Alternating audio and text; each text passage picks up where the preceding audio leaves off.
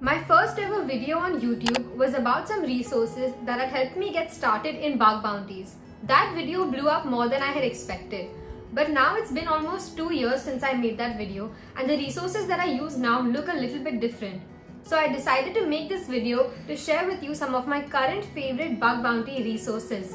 But before we get into this video, let me tell you about today's sponsors, Intigriti. Intigriti is Europe's largest bug bounty platform, but don't worry, you don't need to be in Europe to use their platform. They have over 300 active programs that you can hack on. And what I love most about Intigriti is how much they give back to the hacking community. For example, they have a weekly newsletter which will keep you up to date with the latest bug bounty resources.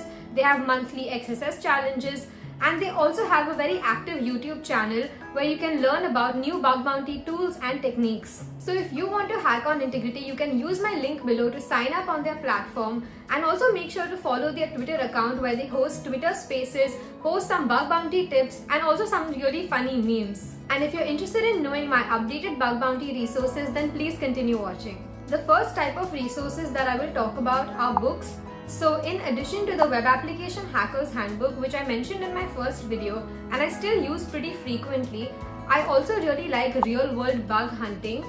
This book takes disclosed bug reports and then explains it in detail.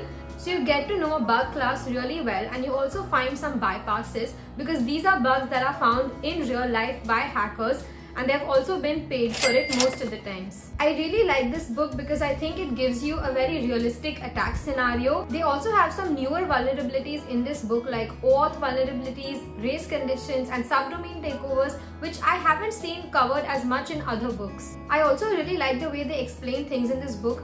First, they will introduce you to a bug class, and then they will go on to explain some disclosed bug bounty reports. By reading this book, you'll not only get to know a bug class and get to know how to find a bug, but you'll also understand on how to show impact in your bug bounty reports, which I think is really important. The next book that I've really been enjoying is called Bug Bounty Bootcamp.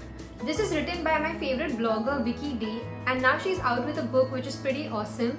This book not only explains bug classes, but it also introduces you to the bug bounty industry, telling you about different severity types, how to write good bug bounty reports, how scope works, and a bunch of other things that are very specific to the bug bounty industry. At the end of the book, it also introduces you to some expert techniques like code reviews, hacking Android apps, API hacking, and things that are a little more newer and advanced. I think this book is perfect for beginners as well because it talks about a lot of basics like HTTP request structures and what happens when you type in a URL in a browser. So even if you're someone who's coming from a non-technical background, I think this book is great for getting started. The next kind of resources that I want to talk about are online learning platforms. I still have the same two favorites. The first one being PortSwigger. They've added tons of new bugs, and a lot of bugs that are on PortSwigger are pretty unique. For example, they have request smuggling, web cache deception, web cache poisoning, which I do not see a lot on other platforms. And also they are the ones who have done the research for these bugs, so their platform is the best one to experiment with these bugs. The next platform that I love is Pentester Lab.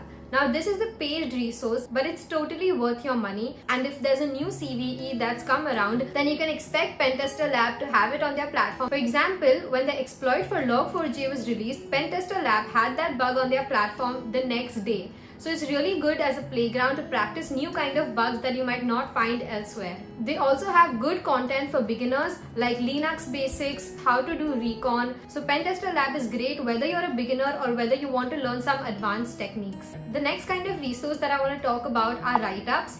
I think it's really important to read a few write-ups every day just to get some inspiration and get to know how people are finding bugs in real life. The resources that I use for write-ups are pentester.land. Now this has a curation of write-ups right from 2012 to this date, so you can keep yourself updated or you can go back and read old reports. The next place that I like to look for bug bounty reports is on InfoSec write-ups on Medium. They have a curation of write-ups right from CTFs to bug bounties and also some Windows and privilege escalation bugs. The last kind of resource that I have for you today are newsletters.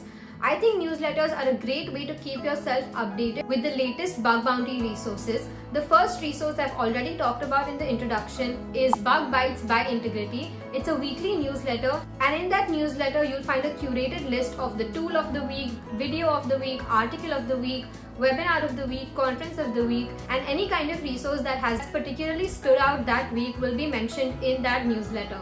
So if you're someone who struggles to find resources in different places, you can follow this newsletter and find everything in one place. The next newsletter that I like is threat.dev by Corbin Rio. He has recently started his own newsletter where he shares stories of how he's found bugs in the past. Now these are bugs that he's found for bug bounties and also for pen tests. The way he explains these stories will really get you in his mind, so you can imagine what he was thinking when he found that bug. And I think that's a really great mindset to get into, because while you're learning technical skills, it's also really important to have the mindset of a hacker, and reading write-ups and reading stories of how other hackers found bugs will help you achieve exactly that. So that's all the resources that I had for you today. These are the resources that I currently use in 2022 to keep myself updated. If you like this video format, then please let me know and I will make more videos like this.